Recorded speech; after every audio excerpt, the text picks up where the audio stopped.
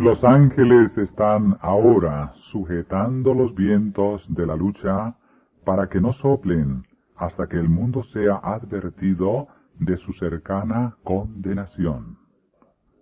Pero se está preparando una tormenta, lista para estallar sobre la tierra. Y cuando Dios ordene a sus ángeles que suelten los vientos, habrá una escena tal de lucha que ninguna pluma podría describirla. La profecía del Salvador, referente al juicio que iba a caer sobre Jerusalén, va a tener otro cumplimiento.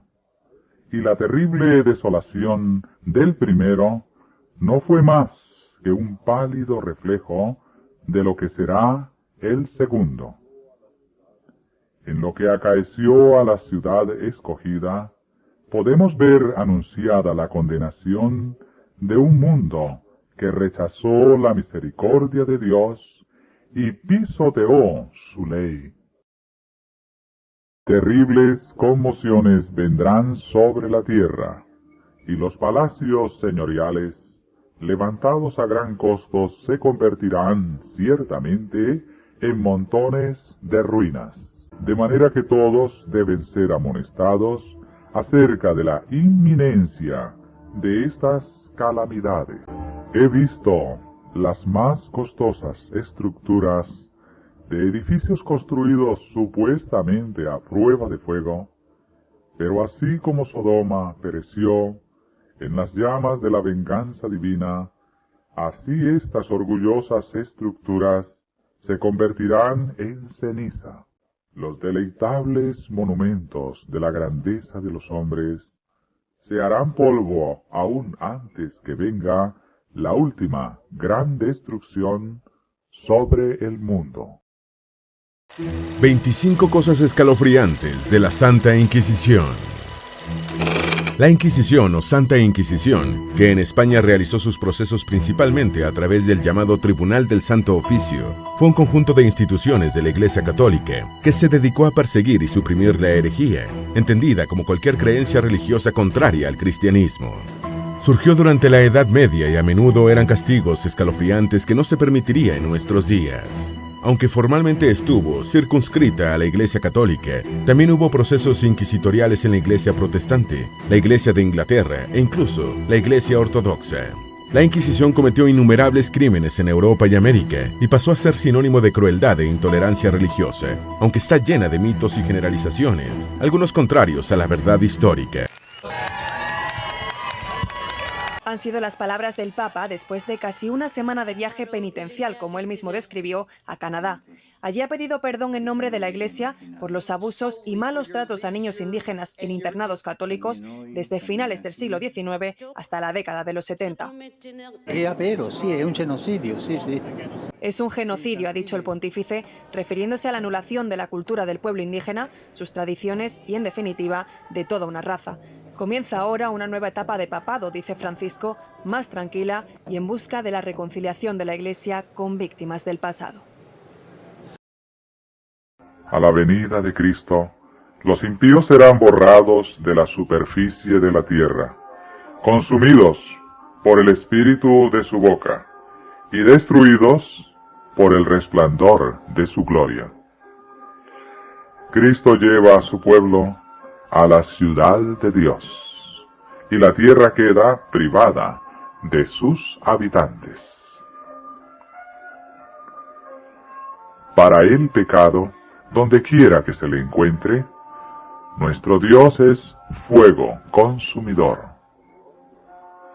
En todos los que se sometan a su poder, el Espíritu de Dios consumirá el pecado. Pero si los hombres se aferran al pecado, llegan a identificarse con él. Entonces la gloria de Dios, que destruye el pecado, debe destruirlos. Esta ley santa, justicia de Dios, que entre truenos y llamas fue proclamada desde el Sinaí como guía de la vida, se revela ahora a los hombres como norma del juicio. La mano abre las tablas en las cuales se ven los preceptos del Decálogo inscritos como con letras de fuego. Las palabras son tan distintas que todos pueden leerlas. La memoria se despierta. Las tinieblas de la superstición y de la herejía desaparecen de todos los espíritus, y las 10 palabras de Dios, breves, inteligibles y llenas de autoridad, se presentan a la vista de todos los habitantes de la tierra.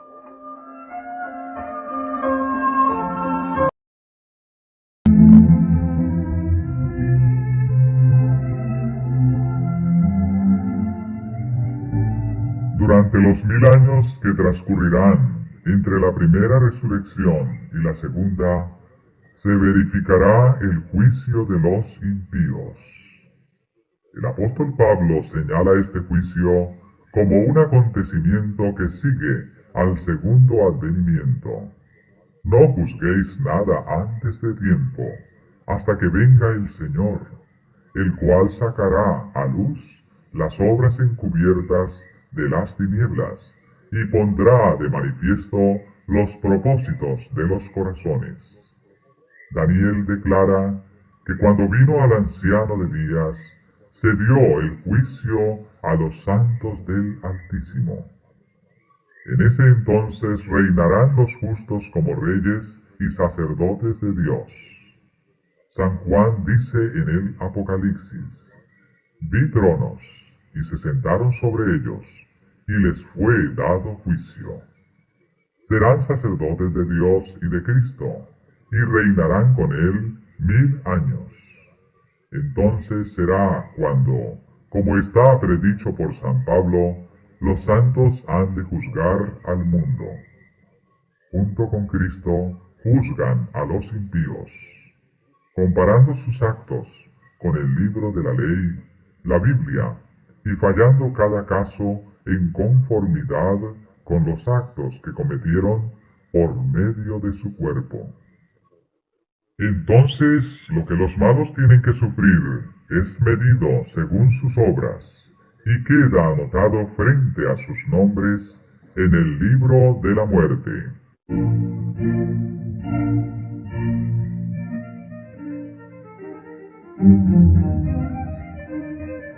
También Satanás y los ángeles malos son juzgados por Cristo y su pueblo.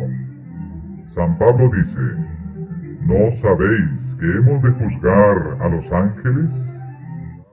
Y San Judas declara que a los ángeles que no guardaron su original estado, sino que dejaron su propia habitación, los ha guardado en prisiones eternas, bajo tinieblas, hasta el juicio del gran día.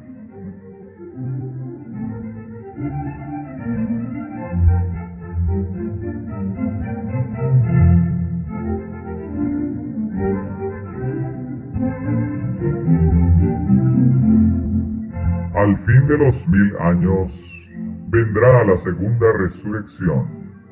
Entonces los impíos serán resucitados y comparecerán ante Dios para la ejecución del juicio decretado.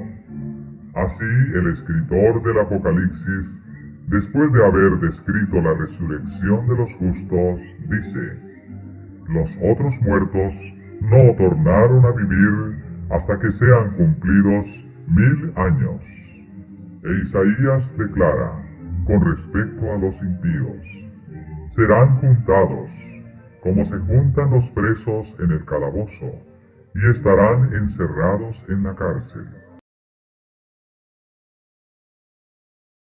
El conocimiento del correcto significado de la frase el día y la hora que nadie sabe, dentro de su contexto cultural, es esencial para comprender las palabras declaradas por nuestro Maestro Santo cuando revela que el específico día de su segunda venida sería al inicio de algún mes lunar, es decir, en el día y hora que nadie sabe. Para acercarse a Dios. Recuerde que Él nació, recuerde que Él murió, y recuerde que Él resucitó. Pero también recuerde que Él volverá, y que De lo que usted haga aquí en tierra, depende cómo vivirá el cielo. Si usted gana el cielo, porque el cielo no es para todos. Fue hecho para todos, pero no todos aceptan el cielo. Cuando Jesús venga, Él no vendrá a destruirlo a usted o a destruirme a mí. No, porque somos lo más lindo para Dios. Él nos ama. A veces la gente cree que Él viene a destruir al ser humano. No, Él viene a destruir el pecado. Y como usted se aferró al pecado, Él debe destruirlo a usted con el pecado. Pero si usted suelta el pecado ahora, cuando Jesucristo venga, usted podrá ascender con las nubes de los ángeles, con las nubes de ángeles, con los santos ángeles, y recibirá al Señor.